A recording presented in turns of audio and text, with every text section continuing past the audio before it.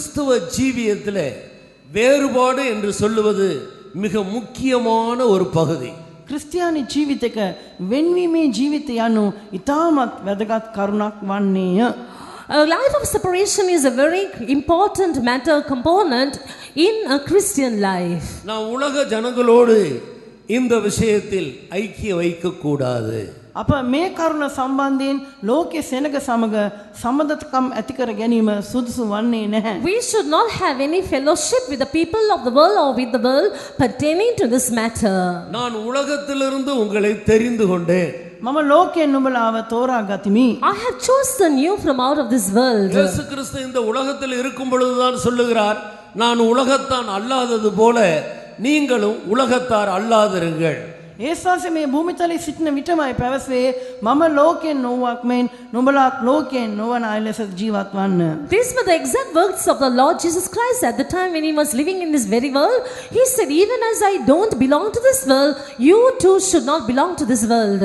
கர்த்தர் நம்மை அவர்கள் நடுவில் இருந்து பிரித்து வேறு பிரித்து கொண்டு வந்திருக்கிறார். දෙවියන් වහන්සේ මේ සෙනග මැදින් අප වෙන්කොට ගෙනවි තිබෙනවා. The Lord has separated us from the midst of such people. He has taken us out from them. ஆனபடியால் நம்முடைய ஜீவியத்தில் எந்த விதத்திலையும் மறுபடியுமாக அவர்களோடு சேர்ந்து நம்மை கரைப்படுத்திக் கொள்ளாதபடி நம்மை வேறு பிரித்து பாதுகாத்துக் கொள்ள வேண்டியது ஒரு முக்கியமான பகுதி. එම නිසා අපේ ජීවිතයේ නැවතත් මොනියම් ආකාර නොවුන් සමග එකතු වී අපගේ ජීවිත කැලල් කරගන්න ඉඩ නොදී ආරක්ෂා කර ගැනීම ඉතාමත් වැදගත් වෙනවා. So it is a very, very important matter that we should not mingle with them once again and that we should not defile ourselves by having any fellowship with them. எல்லாரும் விரும்பி படிக்கிற ஒரு புத்தகம் தான் சங்கீத புத்தகம். සියලු දෙනා කැමැත්තෙන්ම කියවන පොතකි ගීතාවලිය. Book of Psalms is a book that is read by all with a lot of desire. 150 சங்கீதங்கள் உண்டு. ගීතාවලි ගීතිකා 150ක් තිබෙනවා. There are 150 psalms in that book of Psalms. முதல் சங்கீதத்தில் முதல் வார்த்தை என்னவென்று எழுதியிருக்கிறது? පළවන ගීතාවලියේ පළමු කොටම කියා තිබෙන්නේ කුමක්ද? What are the first few words of the first psalm?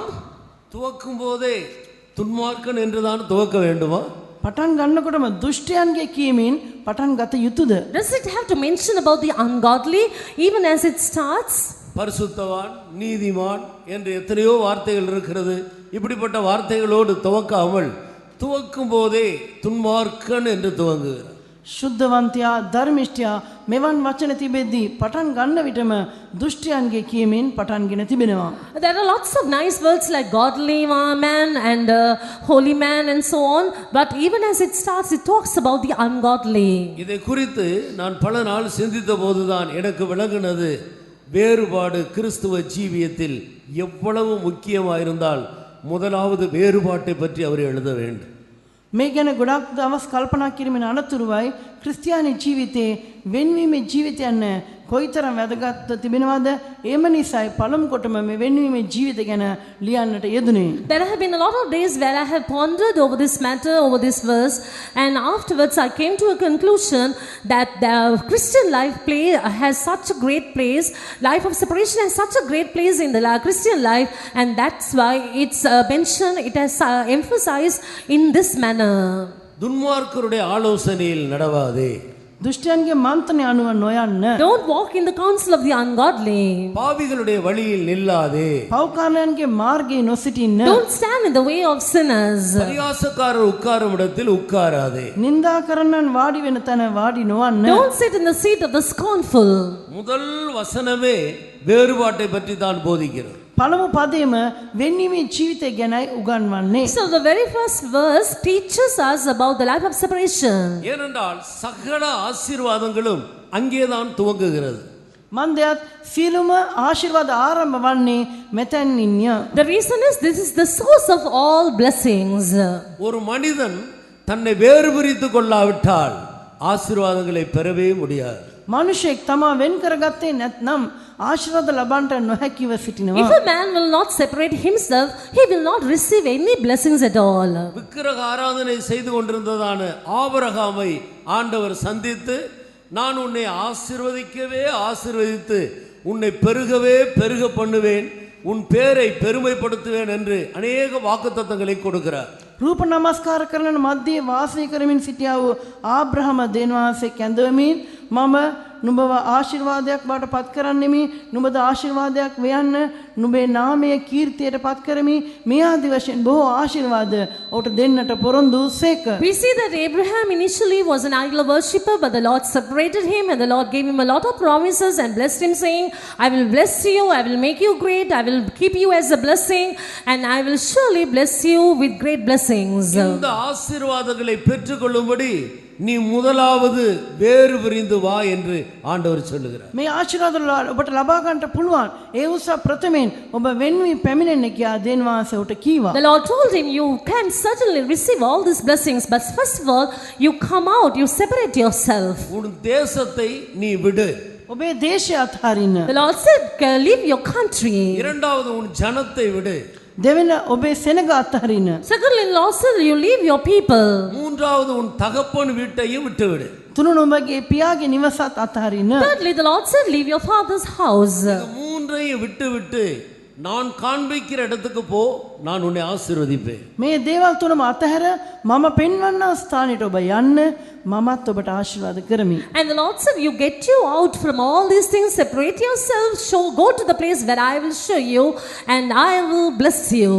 ஒரு பக்கத்தில் உன் தேசத்தை விடு என்று சொல்லுவது அது பாஷை பற்றை காட்டுகிறது. එක් පසකින් ඔබේ දේශ අත්හරින්න කියා කියනට භාෂාවට තිබෙන ඇල්ම පෙන්වයි. Now, on one side, when you talk about leaving your country, it talks about your attachment, your tie towards the language. உன் ஜனத்தை விடு என்று சொல்லுவது ஜாதி பற்றை காட்டுகிறது. ඔබේ සෙනග නෑදෑයන් අත්හරින්න කියා කියනට ජාතිය ගැන තිබෙන ඇල්ම පෙන්වනවා. And when you talk about leaving your people, it talks about the tie or the attachment you have over the people or about towards the nation. தகப்பன் வீட்டை விடு என்று சொல்லுவது மாமிச பற்றை காட்டுகிறது. පියාගේ නිවස අත්හරින්න කියා කියන එක මාංශිකමය සම්බන්ධතා ඇල්ම අත්හැරීම පෙන්වයි. And when you talk about leaving your father's house, it talks about the attachment of the tie you have over your people, the carnal tie. இதையெல்லாம் நீ விட்டு வேறு பிரிந்து வர வேண்டும். මේ සියල්ල ඔබ අත්හරිමින් වෙන් වී පැමිණිය යුතුයි. So you must leave them all and you must live a life of separation. அப்பொழுதுதான் நான் உன்னை ஆசீர்வதிப்பேன். එවිටයි මම ඔබට ආශිර්වාද කරන්නේ. Then I will bless you. ஆதியாகமம் 12 அதிகாரம் முதல் வசனங்களை வாசி. උත්පත්ති 12 වන පරිච්ඡේදයේ පළමු පද කියමු. Let's read the first two verses of Genesis chapter 12. கர்த்தர் ஆபிராமை நோக்கி, நீ உன் தேசத்தையும் உன் இனத்தையும் உன் தகப்பனுடைய வீட்டையும் விட்டு புறப்பட்டு நான் உனக்கு காண்பிக்கும் தேசத்துக்கு போ. நான் உன்னை பெரிய ஜாதியாக்கி உன்னை ஆசீர்வதித்து உன் பேரை பெருமைப்படுத்துவேன். நீ ஆசீர்வாதமாய் இருப்பாய். இவைகளையெல்லாம் விட்டு நீ பிரிந்து போனால் மட்டும்தான் நான் உன்னை ஆசீர்வதிக்க முடியும். මේ සියලු දේවල් අතර ඔබ වෙන්ව ආවොත් පමණයි ඔබට ආශිර්වාද කරන්නට මට පුළුවන් වන්නේ. The Lord said, you must get thee out from all of them, separate yourself, come out from them, then I will bless you. நீங்கள் பிலிப்பியருக்கு எழுதின நிருபம் 2 அதிகாரம் 15வது வசனத்தை வாசி. පිලිප්පොන්ට ලියු හසුන් පතේ දෙවන පරිච්ඡේදයේ 15 වන පදේ කියවා බලමු. Let's turn to the epistle written to the Philippians chapter 2 and let's read verse 15. கோணலும் மாறுபாடுமான சந்ததியின் நடுவிலே குற்றமற்றவர்களும் கபடற்றவர்களும் தேவனுடைய மாசற்ற பிள்ளைகளுமாய் இருக்கும்படிக்கு கோணலும் மாறுபாடுமான இந்த ஜனத்தின் நடுவிலே உனக்குள்ளே கோணலும் மாறுபாடும் இல்லாமல் உன்னை வேறு பிரித்து காத்துக்கொள். වංකෝ හිතුවක්කාර පරම්පරාවක් මැද්දේ ඔබ වංකකමින්ද හිතුවක්කාරකමින්ද ඔබ වළක්වා ආරක්ෂා කරගන්න. You must preserve your life without any crookedness. You must not have any crookedness, any perverseness in the midst of this crooked and perverse nation.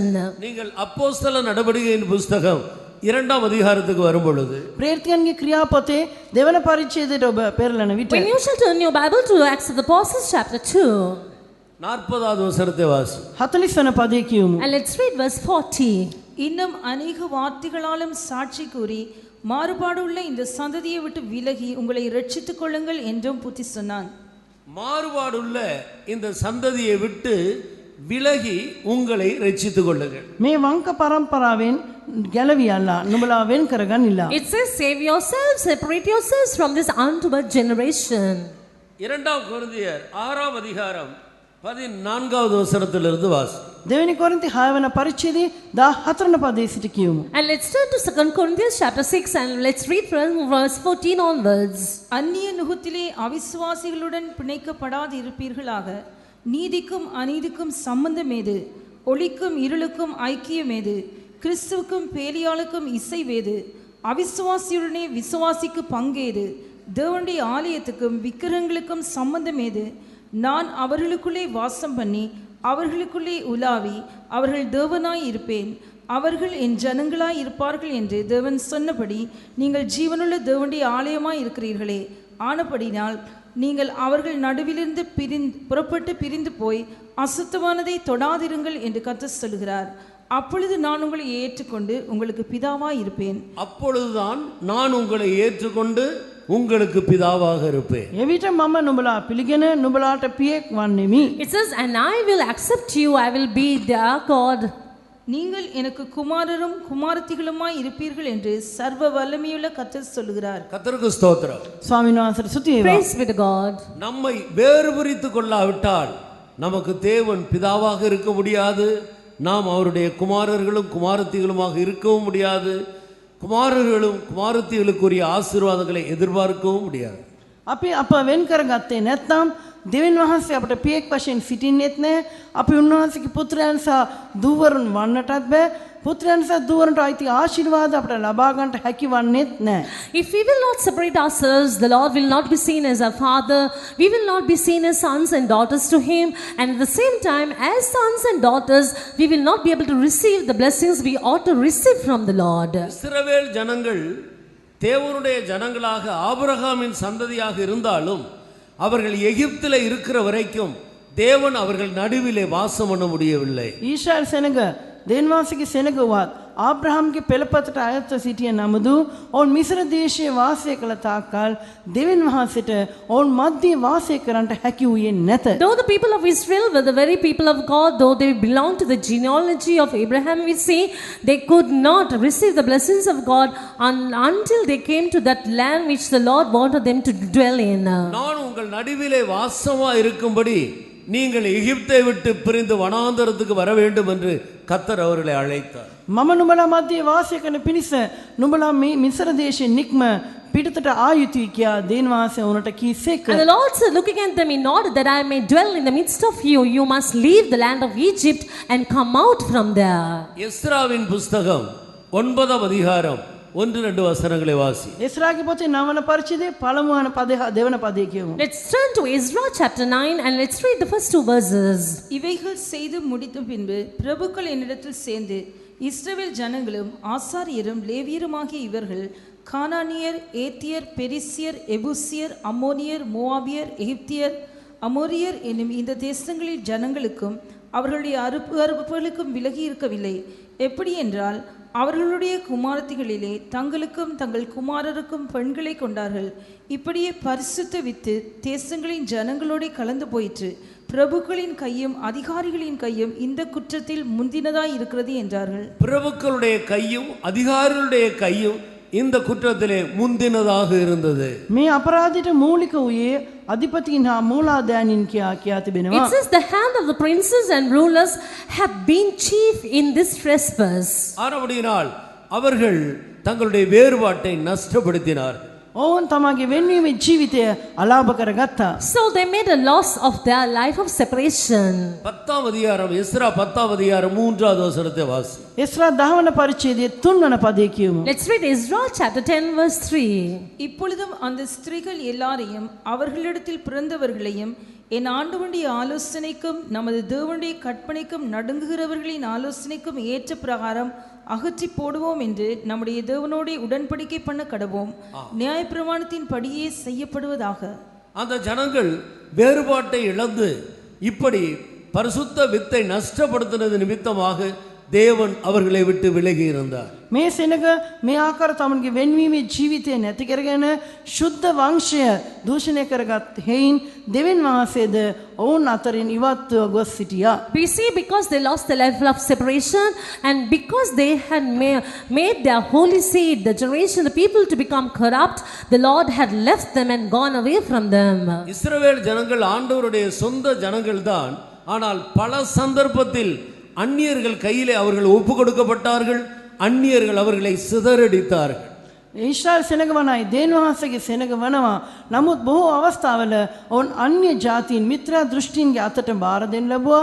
ඒ අන්‍ය සෙනග ඔවුන් විසිරුවා හැරියා. It is true indeed that the people of Israel were God's very people, own people, but because they transgressed, because they lost the life of separation, the Lord had to deliver them into the hands of the strange people, the heathens, and they went astray in this manner. எப்பொழுதெல்லாம் இந்த ஜனங்கள் கர்த்தருடைய கற்பனை விட்டு விலகி ஆண்டவருக்கு துரோகம் பண்ணுகிறார்களோ அப்பொழுதெல்லாம் அந்நியர்கள் கையிலே அவர்கள் ஒப்பு கொடுக்கப்படுகிறார்கள். කොයි කොයි අවස්ථාවල දේන් වහන්සේගේ ආඥා කඩ කරමින් ඔවුන් දේන් වහන්සේ වෙතින් ඈතට යදී ගියාද ඒ සෑම අවස්ථාවකම දේන් වහන්සේ ඔවුන් අන්‍ය සෙනගගේ අත්වලට බාර දුන්සේක. So we see that the Lord delivered them into the hands of the strangers, the strange nations and the heathens, each and every moment and instance when they went away from the Lord and transgressed against the Lord. கர்த்தர் மனப்பூர்வமாக மனுபுத்திரனை சிறுமைப்படுத்தி சஞ்சலப்படுத்துகிற தேவன் இல்லை.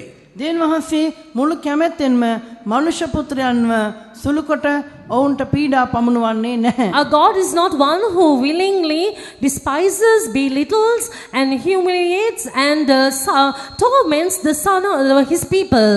அவர்கள் எப்பொழுது கர்த்தரை விட்டு விலகி கர்த்தருக்கு துரோகம் பண்ணுகிறார்களோ அப்பொழுதுதான் அவர்கள் சிறுமைப்படுத்தப்படுகிறார்கள். ඔවුන් කොයි කොයි අවස්ථාවල දේන් වහන්සේ අතහැර දේන් වහන්සේට ද්‍රෝහිකම් කරනවද ඒ අවස්ථාවලයි ඔවුන් සුළුකොට සලකනු ලබන්නේ. It's only during the moments, the instances when they go away from the Lord, when they show treachery against the Lord humiliates them, the Lord abases them. மல்கியாவின் புஸ்தகம் 2ஆம் அதிகாரம் 11வது வசனத்தை வாசி. මලාකී පොතේ දෙවන පරිච්ඡේදයේ 11 වන පදේ කියමු. Let's turn to the book of Malachi chapter 2 and let's read verse 11. யூதா ஜனங்கள் துரோகம் பண்ணினார்கள், இஸ்ரவேலிலும் எருசலேமிலும் அருவருப்பான காரியம் செய்யப்பட்டது. கர்த்தர் சிநேகிக்கிற பரிசுத்தத்தை யூதா ஜனங்கள் பரிசுத்த குலைச்சலாக்கி அந்நிய தேவதையின் குமாரத்திகளை விவாகம் பண்ணினார்கள். இது எவ்வளவு பெரிய குற்றமாக ஆண்டவர் எடுத்து சொல்லுகிறார் என்று பாருங்க. මේ කොයිතරම් මහත් වරදක් ලෙස දේන් වහන්සේ ගෙනහැර දක්වනවාද කියා බලන්න. See how much the Lord emphasizes this sin and this wrong thing. இன்றைக்கு இருக்கிற இந்த உலகத்தில் இது ஒரு சாதாரண காரியமாக காணப்படுகிறது. දැන් පවතින මේ වත්මන් ලෝකයේ මේ සාමාන්‍ය දෙයක් බවට පත්ව තිබේ. But it has become such an ordinary matter and an issue in this present existing world. இஸ்ரவேல் ஜனங்கள் கர்த்தருக்கு துரோகம் பண்ணிவிட்டார்கள். ඊශ්‍රායල් සෙනග ස්වාමීන් වහන්සේට ද්‍රෝහිකම් කළහ. People of Israel have dealt treacherously. இப்படி பெண் கொண்டு பெண் எடுப்பது இது தேவனுக்கு விரோதமான துரோகம் என்றுதான் ஆண்டவர் குறிப்பிடுகிறார். මෙලෙස සරණ පාවා ගනිමින් සරණ පාවා දීම දේවයන් වහන්සේට විරුද්ධ ද්‍රෝහිකම් කිරීමක් බව දේවයන් වහන්සේ පවසනවා. This is how the verse says here, emphasizes so much, saying giving in marriage and taking in marriage in this manner is such a treachery against the Lord. கர்த்தருடைய மனுஷகுமாரன் வரும் காலத்தில் வந்திருக்கிற அருமையான தேவனுடைய ஜனமே, මනුෂ්‍ය පුත්‍ර පැමිණෙනවා කාලයට ඇවිත් සිටනා ආදරණීය දේව සෙනගනි. Oh dear people of God who have come to that very moment, that is when the Son of Man should be revealed. நம்முடைய வேறுபாட்டு ஜீவியத்தை மிக கவனமாக காத்துக்கொள்ள வேண்டும். අපගේ වෙන්වීමේ ජීවිතය ඊතා ප්‍රවේශමෙන් ආරක්ෂා කරගත යුතු වනවා. We must preserve our life of separation very, very carefully. சகோதரன் எண்ணப்பட்ட ஒருவன் இப்படி வேறுபாட்டை நஷ்டப்படுத்தி ஜீவித்தால் அப்படிப்பட்டவனோடு கலக்கக்கூடாது, அப்படிப்பட்டவனோடு புசிக்க கூடாது என்றுதான் வேதம் நம்மை எச்சரிக்கிறது. සහෝදරයා කියලා හඳුනන කෙනෙක් මෙලෙස තමාගේ වෙන්වීමේ ජීවිතය නැති කර ගන්නවා නම් එබඳු කෙනෙක් සමග මිශ්‍ර නොවිය යුතුයි. එබඳු කෙනෙක් සමග ආහාර බුදින්ටවත් එපා කියා දේව වචනය අපට අනතුරු හංගවනවා. This is what the word of God warns and emphasizes, saying if there would be a brother of ours who would lose his life of separation, that we should not mingle with such a person nor have any meal even with such a person. தேவ வசனத்தை ஏற்றுக்கொண்டு விசுவாசித்து தேவனுடைய குமாரர்களாய் தேவனுடைய புத்திரர்களாய் ஜீவிக்கிற தேவனுடைய பிள்ளைகள் எந்த விதத்திலேயும் மனுஷ குமாரத்திகளை விவாகம் பண்ணக்கூடாது என்று வேதம் கடுமையாய் நம்மை எச்சரிக்கிறது. දේනවාසිගේ වචනේ පිළිගෙන දේනවාසිගේ වචනේ කෙරේ අදහ ජීවත් වනවා. දේනවාසිගේ දරුවන් මනුෂ්‍ය දූවරුන් අතරේ තමන් විවාහ කටයුතු කරමින් තමන්ගේ වෙන්වීමේ ජීවිතය කඩකර ගැනීම කොහෙත්ම සූසු නැති බව දේව වචනය අපට තරයේම ප්‍රකාශ කරයි. And the word of God strictly warns us that we as God's children who have accepted God's word and believe God's word and live our lives according to God's word should not have any marital affairs or any marriages among the people who are known to be daughters of men, that we should not lose our life of separation in this manner.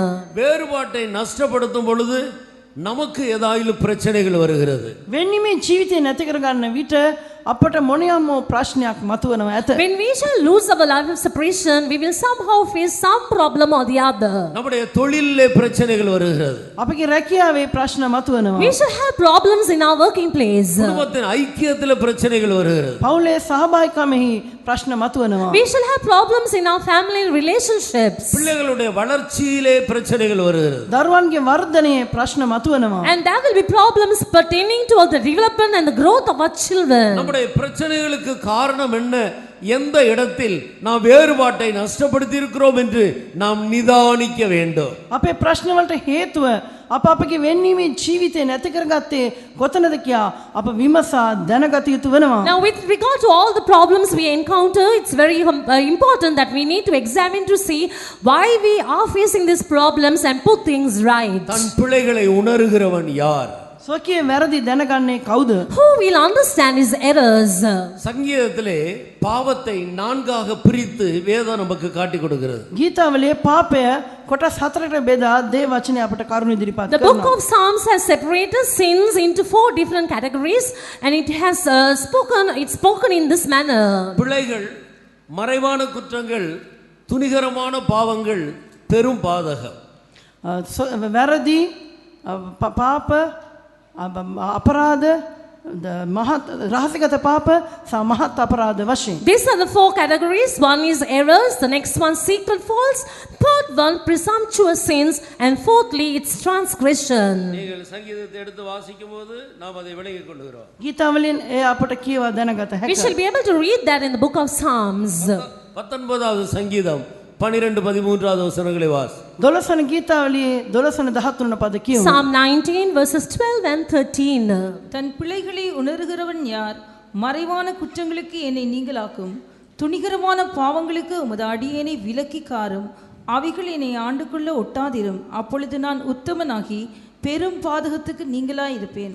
பிழை இல்லாத ஒரு மகிமையுள்ள சபைக்காகத்தான் இயேசு தன்னை ஒப்பு கொடுத்திருக்கிறார். නිර්දෝෂ වූ කැලක් නැති සභාවක් උදෙසයි ඒස් වහන්සේ තමන් වහන්සේම බාර දුන්නේ. Jesus gave his life himself to a church that is without blemish or spot. பிள்ளைகள் வரும்பொழுதே நம்முடைய ஜீவியத்தை ஆராய்ந்து நாம் சரிபடுத்தி கொண்டால் அடுத்ததாக மறைவான குற்றங்களுக்கு நாம் தள்ளப்பட மாட்டோம்.